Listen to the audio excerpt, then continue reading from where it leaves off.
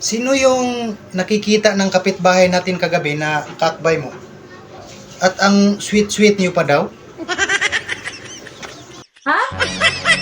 Ang sabi ko, sino yung lalaking kakbay mo kagabi na nakikita ng kapitbahay natin?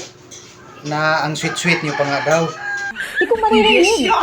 Hindi ko marinig talaga eh. Ikaw dito, itry mo. Tatanungin kita. Ako nga? Di mo talaga marinig? Hindi. Sino yung babaeng kasama mo sa hotel kagabi? Kitang-kita ng dalawang mata ko. Ha? Kita mo na. Wala akong marinig. Narinig mo ba sinabi Di ko talaga marinig. Kita mo? Pag dyan sa upuan na yun, hindi mo talaga maririnig.